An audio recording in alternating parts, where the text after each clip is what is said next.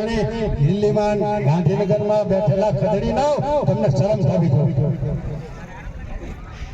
કે આવી ખેડૂતોની હાલત હોય અને તમે જો ખેડૂતોની વાત ત્યાં પહોંચાડી ન શકતા હો ત્યાર પછી હું તમને હમણાં જ વાત કરું બહુ જૂની આપ સૌ એને સાચી છો આપ સૌને એની ખબર છે તમે ભૂલી જતા હો તો પછી એમાં હું શું કરું પણ તમને હમણાં જ તાજી વાત કરું કે શંકરસિંહ વાઘેલા જ્યારે કાપડ મંત્રી હતા ત્યારે કપાસ આપણો 300 400 500 રૂપિયામાં કોઈ ધણી નહોતો આખા ભારતમાં પણ પોતે દેશના કાપડ મંત્રી હતા અમે 8 જણા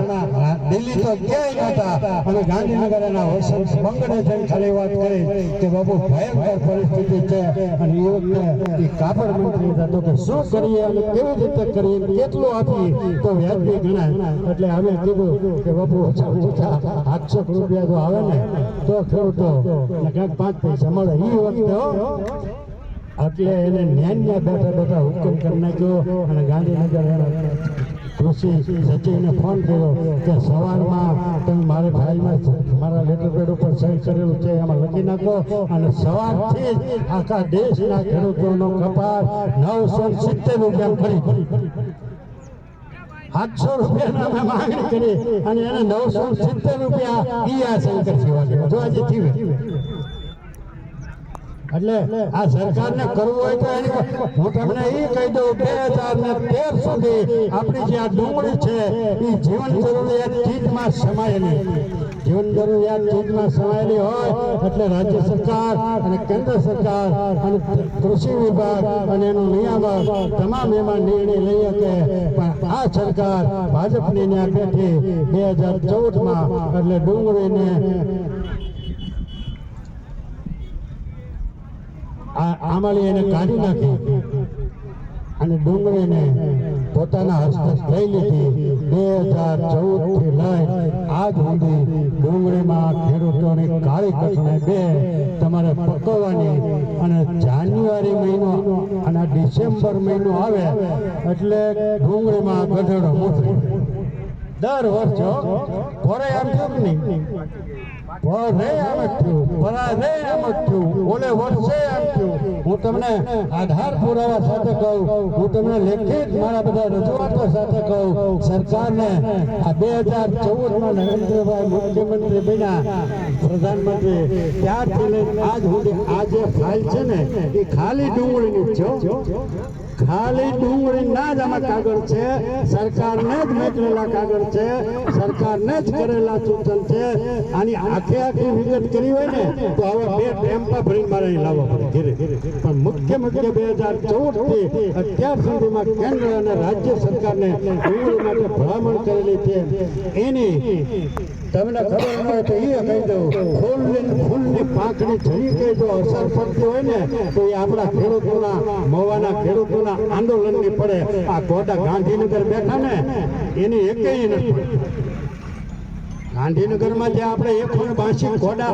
આપણા ભાઈઓ જ છે પણ આપણો અવાજ જો ન પહોંચાડી શકતા હોય તો પછી તમને એ કહી દઉં લોકોના કામ ન થતા હોય ખેડૂતોના કામ ન થતા હોય તો આજ પોતાની જ સરકારમાં પાછું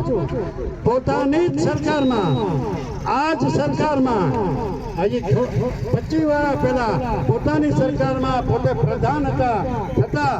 શક્તિસિંહ ગોહિલે સરકારમાંથી રાજીનામું આપી દીધું કે મારા ભાવનગર જિલ્લાને પહેલા યુનિવર્સિટી આપો નહીંતર હાલ્યો તમારું રાજીનામું સરકારે યુનિવર્સિટી ન આપી એટલે શક્તિસિંહે તરત રાજીનામું નેન્ય ટેબલ ઉપર ઉગાડી દીધું એક રાત સરકારે વિચાર કર્યો અને બીજે દિવસે સવારમાં ભાવનગરની યુનિવર્સિટી થઈ અત્યારે શક્તિસિંહના પટ્ટા અત્યારે આ જ સરકારની ભાજપ જ સરકારની આઈની જ હું વાત કરું 2002 ને 3 ને 4 ની અંદર આપણા જ ધારાસભ્ય મવાના માજી કનુભાઈ કલચરિયાએ ખેડૂતોના હિત માટે પોતાની સરકારમાંથી ફગોળિયો કરી નાખ્યો અને ખેડૂતો માટે લડ્યા અને ખેડૂતોને જીતાડીને જ્યાં નિર્માણ અહીંથી હટાવીને ત્યાં અત્યારે પછી નિર્માણ જ્યારે આવે ત્યારે મુહૂર્ત પાછું કનુભાઈએ કર્યું એટલે નથી માણસો નથી નેતાઓ પણ આપણે એવાને નથી જીતતા બે પેંડા આપે મારે નાખલો છે બે ફૂલીઓ ખવડાવે એક દારૂની કોથળી ઠોકી દે અને બે હાડીઓ આપી દે એટલે ત્યાં મત દે એટલે આપણે આપીએ ઠીક છે, પણ વિગતે તમને વાત ડુંગળીમાં એ કરવાની છે કે ડુંગળી અત્યારે જો સરકાર ધારે ને,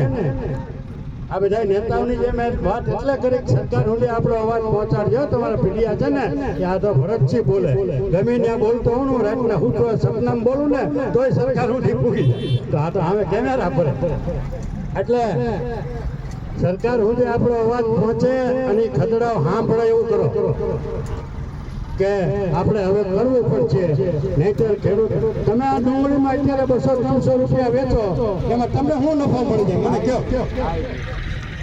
તમે કઈ આમાં પૈસા કામી લ્યો છો?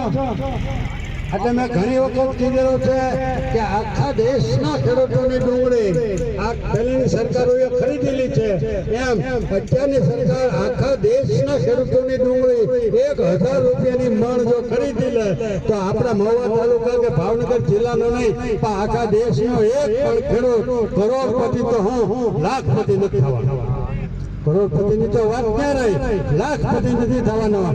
અને એને એટલી મજા આવે કે અમને 5 પૈસા મળ્યા, અમારે કાંઈક દીકરા દીકરીના લગ્ન થાય, અમારે કોઈ ટ્રેક્ટરનો હપ્તો હોય તો ભરાય, અમારે કોઈનું બચુભાઈ જવાનો કે કનુભાઈ જવાનો કે જીવનભાઈ જવાના 5-50 હજાર લેણું હોય તો દેવાય જાય. અને અમને આનંદથી જીવવાની મજા આવે.